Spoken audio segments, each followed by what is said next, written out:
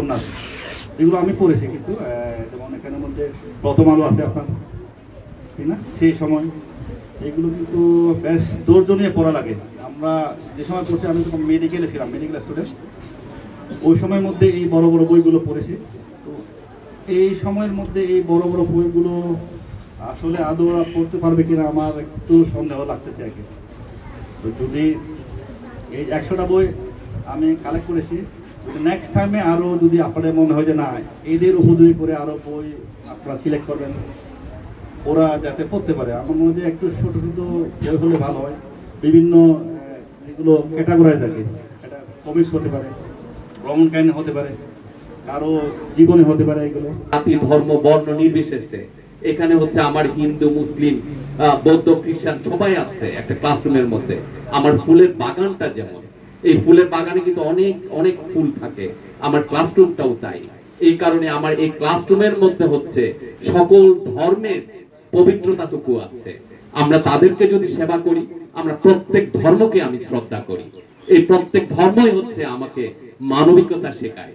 এই মানবিকতা শেখানোর মধ্যে হচ্ছে আমার ছাত্রীরা, আমার ছাত্ররা যাতে ভালো মানুষ হয়, এই ভালো মানুষ হওয়াটাই সবচেয়ে, যেটা ডক্টর সুবল বলেছেন, আপনি যদি ভালো মানুষ না হয়, তাহলে যদি সে ডাক্তারও হয়, ভালো মানুষ না হয়, সে তখন টাকা ইনকামের রাস্তাটা তৈরি করবে।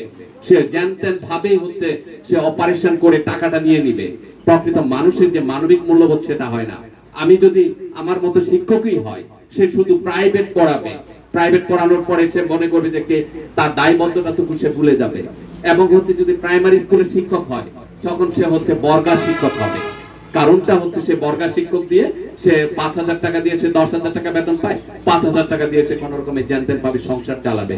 তাহলে আমরা সেই ভালো মানুষ, সেরকম খারাপ মানুষ হতে চাই না, কিন্তু আমরা ভালো মানুষ হতে চাই। এই ভালো মানুষ যদি তোমরা যদি ডাক্তার হতে না পারলে, ইঞ্জিনিয়ার হতে না পারো, তারপর দোকানদারি যদি হোক, তারপর হচ্ছে সেটা একটা পেশা, সেটাকে আমি সম্মান করি। সেই পেশায় যাতে অন্যকে আমি বেশি করে ঠকাবো না, আমি আমার বন্ধুদের সাথে মিথ্যা কথা বলবো না, বাবা মার সাথে মিথ্যা কথা বলবো না, শিক্ষকের সাথে মিথ্যা কথা বলবো না, প্রতিবেশীর সাথে মিথ্যা কথা বলবো না, তাই না? তো আমরা সেটাই চাই যে আমরা কারোর সাথে বাবা মার কথা শুনবো, শিক্ষকের কথা শুনবো, আমার টিচারদের কথা শুনবো, আমার বয়োজ্যেষ্ঠদের কথা শুনবো। তখন আমি এই ডাক্তার সুবলের মতো, এই যে তোমাদের সামনে বসা, তার মতো হতে পারবো। আজকে এই যে এই স্যারের মতো প্রধান শিক্ষক হতে পারবো, এই যে এই ইয়ের মতো স্যারের মতো ভালো ব্যবসায়ী হতে পারবো। ঠিক আছে? আমরা কিন্তু সবাই ডাক্তার হব না, হ্যাঁ, হতে চাই না, হলে কোনো ক্ষতি নেই। আমি সবাই শিক্ষক হব না, ঠিক আছে? কিন্তু আমরা সবকিছু প্রত্যেকটি সেক্টরে হতে চাই। যদি হতে নাও পারি, যদি রিক্সাও চালাই, তখনও হচ্ছে যে আমি সৎভাবে থাকবো। শুক্রবার শনিবার 2 দিন বন্ধ রাখি, স্কুলের পড়ার পাশাপাশি তোমরা ওই বইটা তোমরা পরিশেষ করে আসবা। তখন দেখবে তোমরা যদি একটা বই পড়ো, একটার বইয়ের কি জ্ঞানের ভান্ডার তুমি অর্জন করেছো। এমনি করে যখন পড়তে হবে, তখন 1000 বই হয়ে যাবে, তখন তুমি একজন কি হয়ে যাবে, একজন জ্ঞানী পণ্ডিতের তালিকায় তোমার নামটা উঠে যাবে।